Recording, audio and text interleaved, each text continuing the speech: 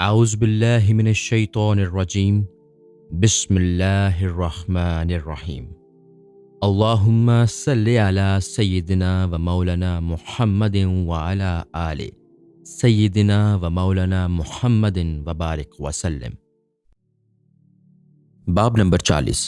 حضرت منصور عمار رحمۃ اللہ علیہ کے حالات و مناقب۔ تعارف: آپ عراق کے باشندے تھے اور اپنے دور کے عدیم المثال، صاحب کشف، بزرگ اور بے نظیر واعظ ہوئے ہیں۔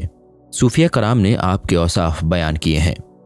حالات: آپ کے عظیم المرتبت ہونے کی سب سے بڑی وجہ یہ ہوئی کہ ایک مرتبہ راستہ میں کاغذ کا ایک پرزہ جس پر بسم اللہ الرحمن الرحیم تحریر تھا پڑا ہوا ملا، اور آپ نے عظمت کے تصور سے اس کو گولی بنا کر نگل لی، اور اسی رات خواب میں دیکھا کہ باری تعالیٰ فرماتے ہیں کہ ہم نے تیرے لیے حکمت و دانائی کی راہیں آج سے اس لیے کشادہ کر دیں کہ تو نے ہمارے نظام کی تعظیم کی۔ چنانچہ اس کے بعد آپ عرصہ دراز تک واعظ و تبلیغ میں مشغول رہے۔ کسی دولت مند نے اپنے غلام کو بازار سے کچھ خریدنے کے لیے بھیجا تو وہ غلام راستے میں آپ کا واعظ سننے لگا۔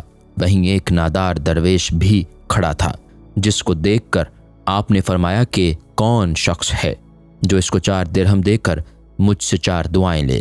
یہ سن کر اس غلام نے جو 4 درہم کا سامان خریدنے آیا تھا اس درویش کو 4 درہم عطا کر دیے، اور جب آپ نے غلام سے پوچھا کہ اپنے حق میں کیا دعائیں چاہتا ہے تو اس نے عرض کیا کہ اول میں آزاد ہو جاؤں، دوم اللہ تعالیٰ میرے مالک کو توبہ کی توفیق دے، سوم ان 4 درہم کے معاوضہ میں مجھے 4 درہم مل جائیں، چہارم اللہ تعالیٰ مجھ پر اور تمام حاضرین مجلس پر رحمتوں کا نزول فرمائے۔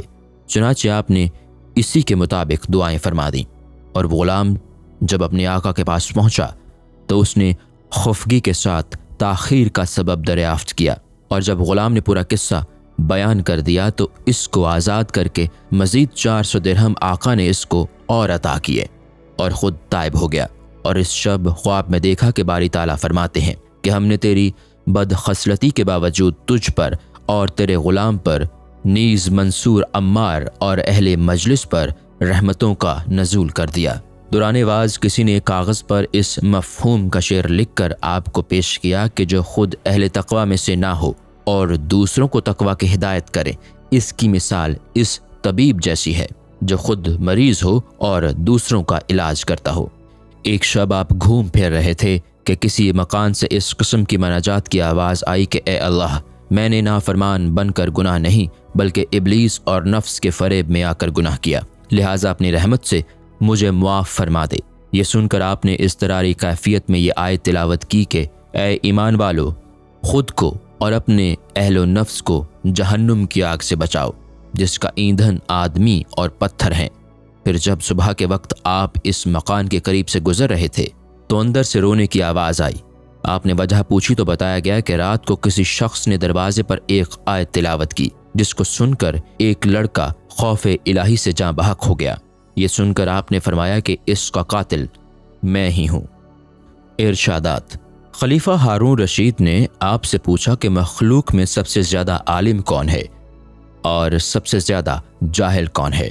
فرمایا کہ سب سے زیادہ عالم تو وہ ہے جو فرما بردار ہو اور خوف رکھنے والا ہو، اور سب سے زیادہ جاہل وہ ہے جو نڈر اور گناہ گار ہو۔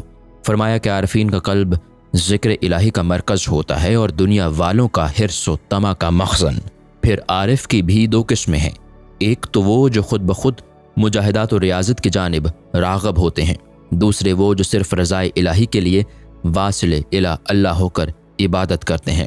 پھر فرمایا کہ حکمت قلب عارفین میں لسان تصدیق سے، قلب زہاد میں لسان تفصیل سے، قلب مریدین میں لسان تفکر سے، اور قلب علماء میں لسان ذکر سے بات کرتی ہے، اور افضل ترین ہے وہ بندہ جس کا پیشہ عبادت، جس کی خواہش و تمنا درویشی و گوشہ نشینی، جس کے سامنے آخر و موت ہو اور توبہ کا ہمہ وقت اس کو تصور ہے۔ فرمایا کہ قلب انسانی مجسم نور ہوتا ہے، اور جب اس میں دنیا آباد ہو جاتی ہے تو وہ نور سلب ہو جاتا ہے اور تاریکیاں مسلط ہو جاتی ہیں۔ فرمایا کہ اطاعت نفس انسان کو ہلاکت میں ڈال دیتی ہے، اور مصیبتوں پر صابر نہ رہنے والے آخرت میں مصیبتوں میں گرفتار ہو جاتے ہیں۔ فرمایا کہ تارک الدنیا کو کسی قسم کا غم باقی نہیں رہتا اور سکوت اختیار کرنے والا معذرت خواہی سے بے نیاز ہو جاتا ہے۔ فرمایا کہ جس مصیبت سے بچ سکتا ہو اور نہ بچے وہ بہت بڑا مصیبت کار ہے۔ وفات، انتقال کے بعد جب ابو الحسن شعراء نے خواب میں آپ سے پوچھا کہ خدا تعالیٰ نے کیسا معاملہ کیا، فرمایا کہ بخشش کے بعد مجھ سے فرمایا کہ جس نوعیت سے اہل دنیا کے سامنے تو ہماری حمد و ثنا کرتا تھا، اسی طرح اب ملائکہ کے سامنے بھی حمد و ثنا کر۔ السلام علیکم۔ پوری کتاب دیکھنے کے لیے ہمارے یوٹیوب چینل صوفی سما کی پلے لسٹ میں جائیں۔ یہاں آپ کو مختلف بزرگوں کی کتابیں ملیں گی، اور جو کتاب پوری نہ ہوئی اس پر کام تیزی سے ہو رہا ہے اور ریگولر بیسس پر اپلوڈ ہوتی رہتی ہیں۔ آپ سے گزارش ہے کہ آپ ہمارے یوٹیوب چینل کو سبسکرائب کر لیں اور بیل نوٹیفیکیشن پر کلک کر لیں تاکہ ہماری آنے والی کتابیں آپ کو ملتی رہیں۔ جزاک اللہ خیر۔